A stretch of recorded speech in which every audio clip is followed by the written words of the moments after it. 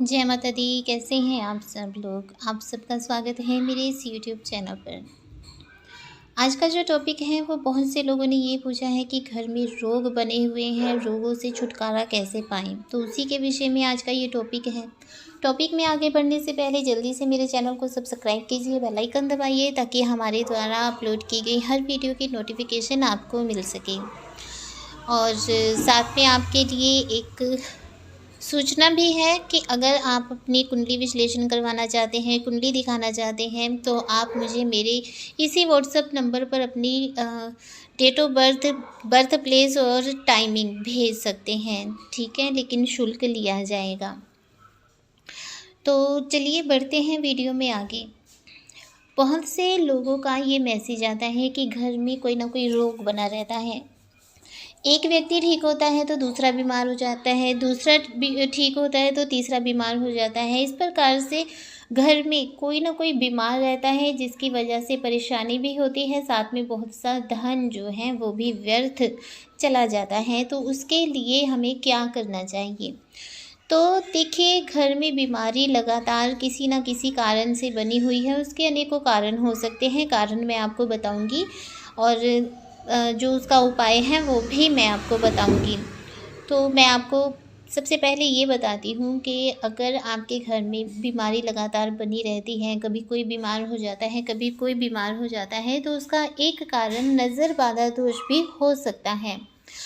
कई बार लोग जो होते हैं वो आपकी तरक्की को देखकर सहन नहीं कर पाते, ईर्ष्यावश वो कोई ना कोई नज़र आपको लगा देते हैं, जिसकी वजह से आपको परेशानी इस प्रकार की हो जाती है, आपको इस प्रकार की दिक्कत का सामना करना पड़ता है।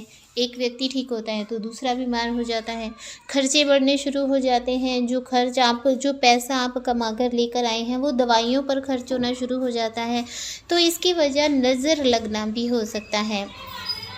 दूसरा जो कारण है वो ये भी हो सकता है कि बहुत बार ये देखा गया है कि लोग तंत्र मंत्र क्रियाओं द्वारा भी घर में रोग उत्पन्न कर देते हैं।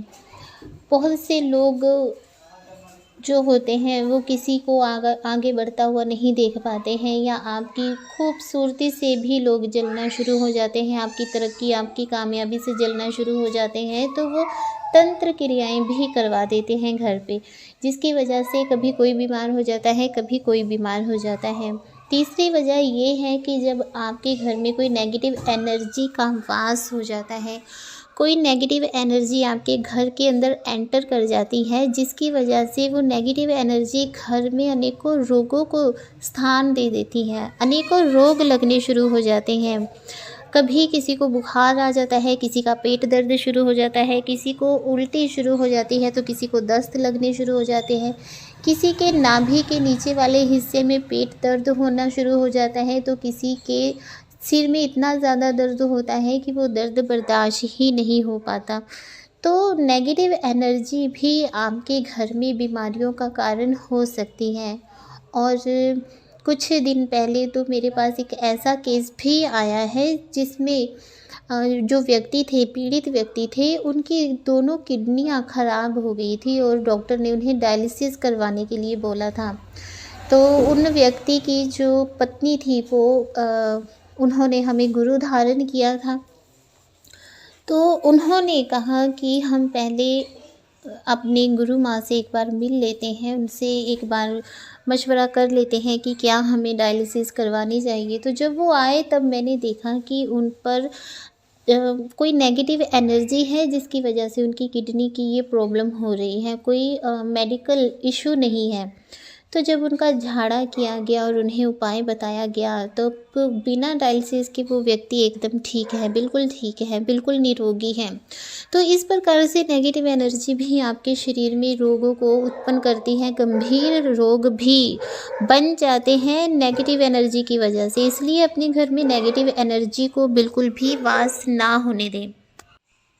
अगला जो कारण है बीमार होने का, अगर आपके घर में कोई व्यक्ति बीमार हो रहा है, जैसे कि आपकी पत्नी बीमार हो रही है, या आपकी माँ बीमार हो रही है, या आप स्वयं खुद हो रहे हैं, या कोई बच्चा बार बार बीमार हो जाता है, एक तकलीफ़ ठीक होती है दूसरी हो जाती है, या आपकी माँ है, आपकी पत्नी है, या आप हैं, बीपी बढ़ जाता है, शुगर बढ़ जाती है।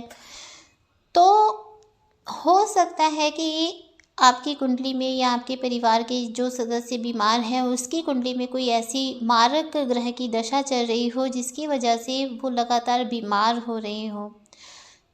तो एक दशा कुंडली भी हो सकती है, एक कारण कुंडली भी हो सकती है, कारण ग्रह नक्षत्र भी हो सकते हैं।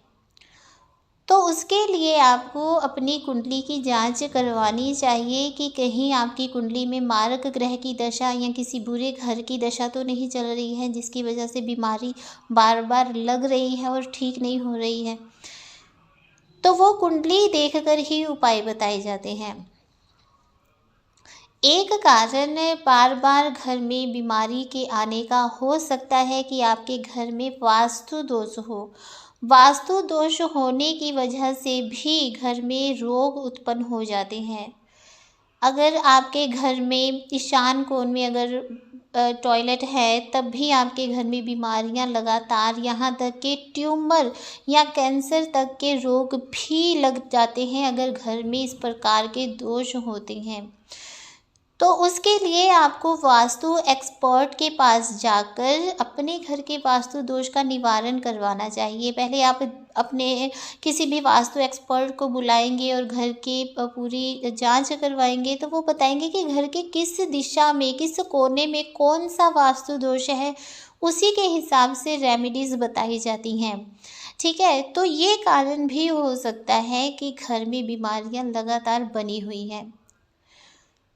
तो इन सब कारणों के जानने के बाद मैंने आपको जो ये कारण बताए हैं, इन कारणों को जानने के बाद आप अच्छे से समझ गए होंगे और काफ़ी लोगों को तो ये पता चल भी गया होगा कि आपके घर में क्या कारण है बीमारियों के बार बार आने का। अगर आपके घर में कोई नेगेटिव एनर्जी है, अगर आपकी कुंडली में कोई दोष है, अगर आपके घर में वास्तु दोष है, आपके घर में किया कराया कोई तांत्रिक क्रिया की गई है या आपके घर में नेगेटिव एनर्जी है, तो उसके लिए मैं आपको रेमेडीज़ बता सकती हूँ। आप अपने घर में हमारे द्वारा दी गई अभिमंत्रित धुनी आप कर सकते हैं। अभिमंत्रित धुनी लेकर आपने रोज़ शाम को उसको अपने घर में उसकी धुनी का धुआं करना है। धुआं करने से आपके घर में जो भी नेगेटिव एनर्जी है उसका अंत हो जाता है।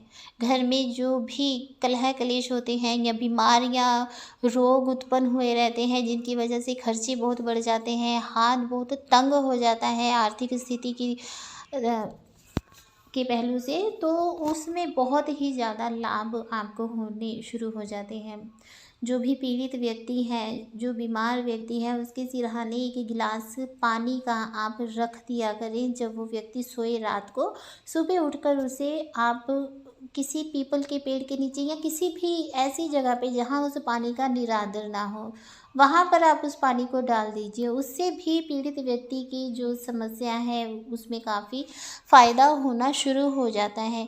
कपूर की धुनी भी आप अपने घर में दे सकते हैं। कपूर के ऊपर 2 लौंग रखकर उसका पूरा अपने घर में धुनी कीजिए, उससे भी आपको बहुत लाभ प्राप्त होता है।